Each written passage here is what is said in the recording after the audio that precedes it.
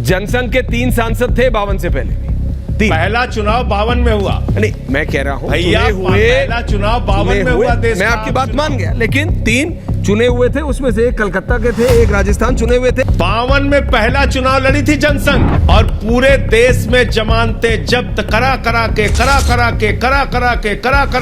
80 में इन्होंने भारतीय जनता पार्टी बनाई। यानी 52 से 80 कितने साल हो गए? आप कैलकुलेट कर लीजिए। 28 साल। 28 साल के बाद इन्होंने अपनी पार्टी बंद कर दी। बोले अब नहीं हारना, अब खत्म करो। बीच में इन्होंने 75 में जनसंघ को विलय कर दिया जनता पार्टी में, और फिर बोले अब 3 साल हो गया, अब जनता पार्टी में रह चुके, अब हम भारतीय जनता पार्टी बनाएंगे। फिर क्या हुआ? 80 से लेकर लगातार पूरे देश में केरल में जमानत जब्त, बंगाल में जमानत जब्त, उड़ीसा में जमानत जब्त, यूपी में जमानत। लेकिन अगर अब इनके साथ साथ अगर आप वर्ल्ड रिकॉर्ड निकाल के देखेंगे तो पूरे विश्व में सबसे ज्यादा जमानत जब्त कराने का भी विश्व रिकॉर्ड भारतीय जनता पार्टी के पास है। तो इसलिए हमारी जमानतें कहां कहां जब्त हो रही हैं, ये आपको याद है, बहुत अच्छी बात है। लेकिन आपकी जमानतें कब से लेके कब तक जब्त हुई हैं और कितनी बार जब्त कह रहे हैं कि आप वो भी थोड़ा आपको नहीं, याद तो आप कह रहे हैं कि 85 में इनके 2 सांसद थे, और 98 में जब इनकी सरकार बनी ऐश्वर्य जी, तो आज ये विपक्ष का मजाक उड़ा रहे हैं। ऐसे